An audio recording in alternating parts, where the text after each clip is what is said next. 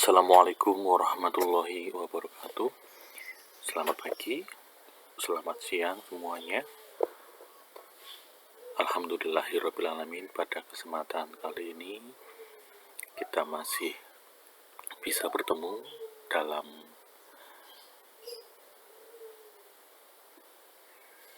layanan bimbingan klasikal. Semoga kita semua senantiasa dalam keadaan sehat dan semangat untuk bersama-sama belajar, bersama-sama mengembangkan potensi diri kita. Baik, pada kesempatan kali ini kita akan membahas bersama, belajar bersama mengenai tema atau materi layanan klasikal self defense mechanism atau mekanisme pertahanan diri. Seperti apa mekanisme pertahanan diri tersebut? Baik, kita akan membahasnya pada slide selanjutnya.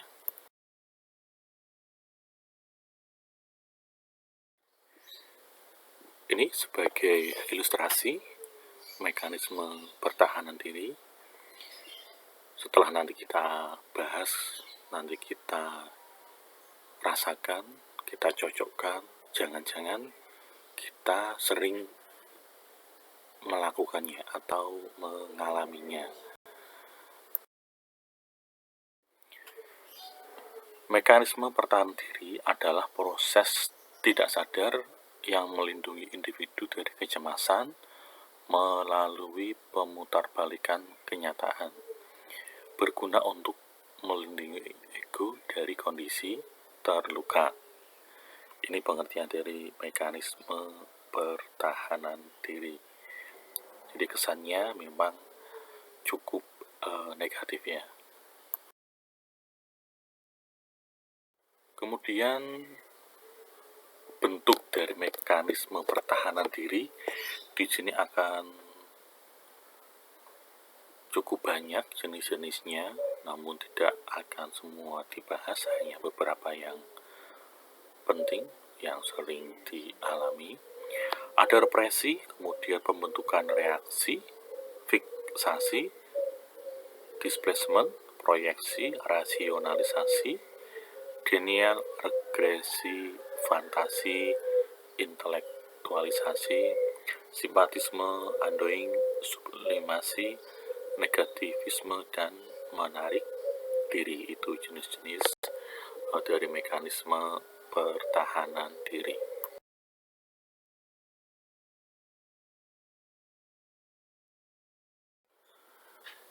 Sebagai pengantar, awal mula diperkenalkannya istilah mekanisme pertahanan diri adalah oleh ahli psikoanalisis Sigmund Freud. Beliau lahir pada 1856 dan meninggal pada tahun 1939. Memakai istilah mekanisme pertahanan diri untuk sebuah proses yang terjadi secara tidak sadar dalam melindungi individu sebagai cara menghilangkan kecemasan lewat putar balik fakta. Sebenarnya jenis strategi yang dipakai ini tidak mengubah objektif berbahaya, namun hanya mengubah bagaimana cara pandang individu dalam memikirkan sebuah masalah. Dalam ulasan kali ini diberikan beberapa jenis mekanisme pertahanan diri yang umumnya dilakukan individu, khususnya pada remaja yang sedang mengalami masalah berhubungan dengan kedewasaan.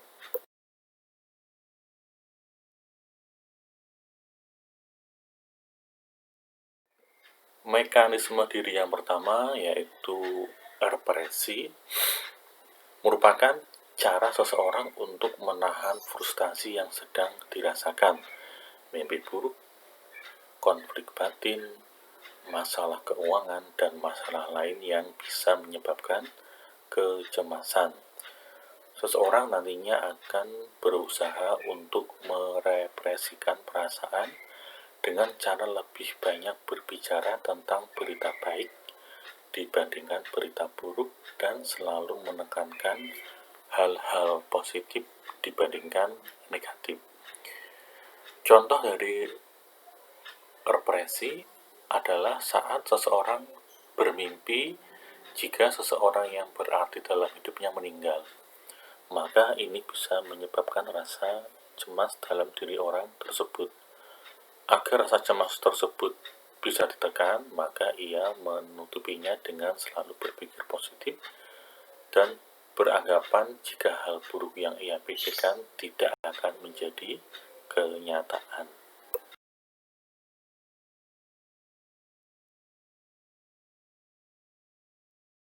Bentuk yang kedua yaitu pembentukan reaksi. Seseorang akan membentuk sebuah reaksi pada saat sedang menyembunyikan perasaan atau motif yang sebenarnya sedang terjadi, sekaligus memperlihatkan mimik yang berbeda dengan ekspresi sebenarnya.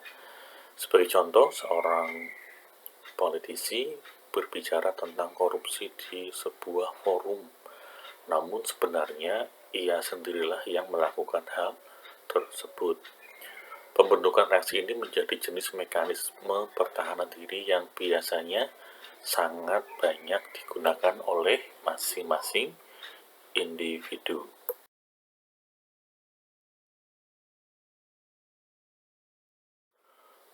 Bentuk yang ketiga yaitu fiksasi.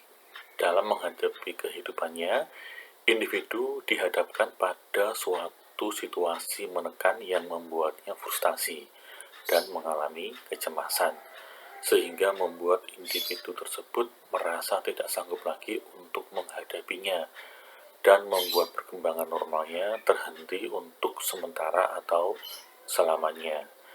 Dengan kata lain, individu menjadi terfiksasi pada satu tahap perkembangan karena tahap berikutnya penuh dengan kecemasan. Individu yang sangat tergantung dengan individu lain merupakan salah satu contoh pertahanan diri dengan fiksasi. Kecemasan menghalanginya untuk menjadi mandiri. Bentuk mekanisme diri selanjutnya yang keempat yaitu pengalihan. Bentuk pertahanan diri dalam menghadapi kecemasan dengan cara memindahkan objek yang mengancam menuju objek yang lebih aman. Sebagai contoh, seorang pelajar yang mendapat teguran dari guru karena tidak mengumpulkan tugas sesuai waktu yang sudah ditentukan. Hal ini akan membuatnya mencoba mengalihkan perhatian untuk melampiaskan amarahnya dan emosi dalam psikologi, baik dengan bermain atau melakukan sesuatu hal yang disenangi. Inti dari pengalihan ini adalah berusaha mencari sebuah objek untuk meluapkan amarah, rasa takut, cemas, dan sebagainya pada individu atau sesuatu yang lain.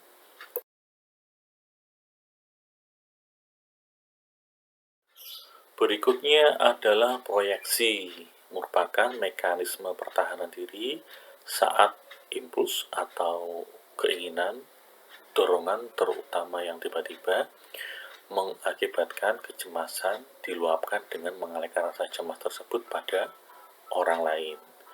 Akan tetapi, proyeksi ini berbeda dengan pengalihan atau displacement. Untuk lebih jelasnya, sebagai contoh, seorang pria yang menyukai seorang wanita. Namun ketika pria tersebut ditanya oleh sahabatnya, pria itu akan berkata jika perempuan tersebutlah yang menyukai dirinya dan berusaha untuk mendapatkan dirinya, di mana ia sedang berusaha untuk memproyeksikan rasa cemas yang sedang dihadapi.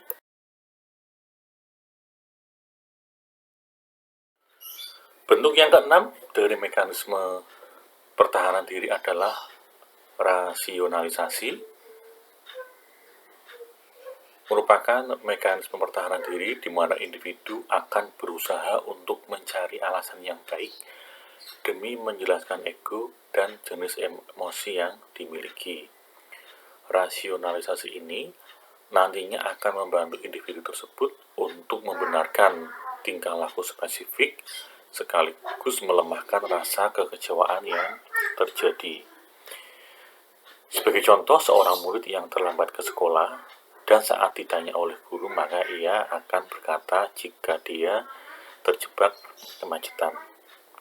Namun hal yang sebenarnya terjadi adalah ia terlambat bangun tidur dan memakai alasan kemacetan tersebut sebagai sebuah bentuk agar bisa diterima akal atau rasional.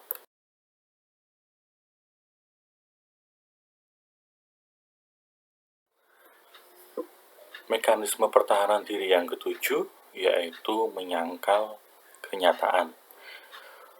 Tindakan menolak untuk mengakui adanya stimulus yang menjadi penyebab terjadinya rasa cemas. Jika individu menolak tentang kenyataan, maka ia akan beranggapan jika hal tersebut tidak ada atau menolak pengalaman yang tidak menyenangkan agar bisa melindungi dirinya sendiri. Sebagai contoh, seorang anak yang divonis menderita kanker, namun saat ia bertanya kepada orang tua, maka orang tuanya akan berkata jika ia hanya sedang mengalami sakit biasa yang bisa sembuh dengan minum obat. Orang tua akan berusaha untuk menyangkal kenyataan yang terjadi agar tidak menyebabkan kecemasan, sehingga ia akan berbohong untuk dirinya sendiri sebagai cara menghilangkan rasa takut berlebihan. Berikutnya adalah regresi, merupakan upaya untuk mundur ke tingkat perkembangan yang lebih rendah dengan respon yang kurang matang dan biasanya dengan aspirasi yang kurang. Dengan regresi atau mundur ini, individu dapat lari dari keadaan yang tidak menyenangkan dan kembali lagi pada keadaan sebelumnya yang dirasakannya penuh dengan kasih sayang dan rasa aman. Misalnya individu meminta dibelikan handphone dengan menangis seperti anak kecil. Padahal perilaku demikian sudah lama tidak pernah lagi dilakukannya. Kemudian ada lagi yaitu fantasi. Fantasi yang dialami individu maka akan sering merasa seperti mencapai sebuah tujuan. Cara menghilangkan beban pikiran dan bisa menghindarkan dirinya sendiri terhadap hal yang kurang menyenangkan yang akhirnya menyebabkan rasa cemas dan frustasi bisa terjadi. Individu nantinya akan sering melambung tentang banyak hal dan terkadang akan menemukan jika lamunan yang dikreasikan jauh lebih menarik dibandingkan dengan keadaan yang sedang terjadi. Namun jika fantasi memang dilakukan dalam batasan yang normal dan berada di bawah pengendalian kesadaran yang baik, maka fantasi bisa berbuah sehat untuk mengatasi stres yang cukup membantu. Bentuk selanjutnya yaitu intelektualisasi. Jika seorang individu memakai mekanisme pertahanan diri intelektualisasi, maka nantinya individu tersebut akan menghadapi sebuah situasi yang semestinya bisa menimbulkan perasaan sangat tertekan dengan cara analitik, intelektual, dan juga agar menjauh dari sebuah persoalan. Dengan mekanisme intelektualisasi ini, individu bisa mengurangi pengaruh tidak menyenangkan untuk dirinya sendiri sebagai cara mengatasi stres dan depresi, dan sekaligus memberikan kesempatan untuk dirinya agar lebih bisa meninjau masalah lebih objektif. Yang ke-11 yaitu simpatisme. Usaha untuk memperoleh simpati dari orang lain, yaitu dengan bercerita tentang segala kesedihan dan kesulitan yang dialami. Sebagai contoh, seorang wanita yang menangis terlalu berlebihan sebagai bentuk ciri-ciri depresi berat pada sahabatnya tentang masalah perselingkuhan yang dilakukan oleh kekasihnya. dengan harapan agar sahabatnya tersebut bisa bersimpati, kemudian menegur kekasih individu tersebut.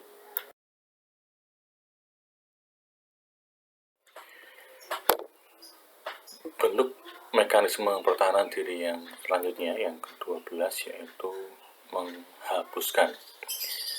Mekanisme di mana seseorang secara simbolis melakukan kebalikan sesuatu yang telah dikerjakannya, atau pikiran yang tidak dapat diterima oleh egonya dan masyarakat.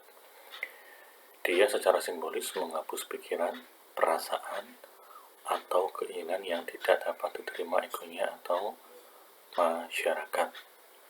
Contohnya seorang individu yang berbohong kepada sahabatnya, kemudian ia menjadi sering mengajaknya makan-makan.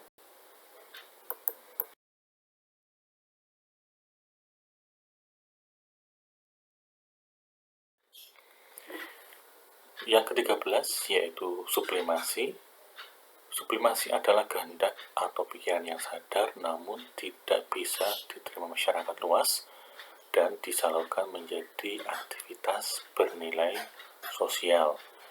Contohnya seseorang yang senang berkelahi kemudian beralih menjadi atlet bela diri.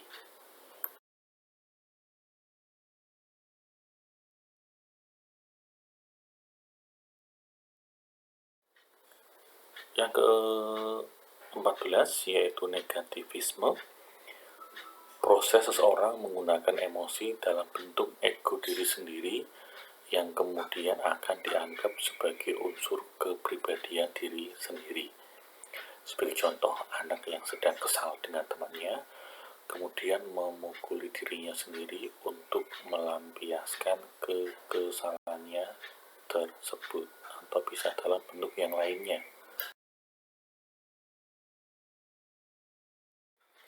Mekanisme pertahanan diri yang terakhir di sini, yang ke-15, yaitu menarik diri. Reaksi ini merupakan respon yang umum dalam mengambil sikap. Bila individu menarik diri, dia memilih untuk tidak mengambil tindakan apapun. Biasanya respon ini disertai dengan depresi dan sikap apatis atau sikap cuek yang berlebihan. Sebagai penutup materi ini, setelah kita tahu dan memahami tentang mekanisme pertahanan diri, yang paling penting adalah sikap dan perilaku kita selanjutnya harus lebih baik dan lebih dewasa lagi. Perilaku kita tidak hanya berdasarkan kepada ego dan keinginan diri sendiri saja, namun juga harus memperhatikan perasaan dan kepentingan orang lain. Selamat pagi, selamat siang, terima kasih sudah mendengarkan dan menyimak pemaparan materi dari kami. Selamat beraktivitas, selamat berperilaku yang baik semuanya. Semoga materi yang disampaikan bermanfaat. Wassalamualaikum warahmatullahi wabarakatuh.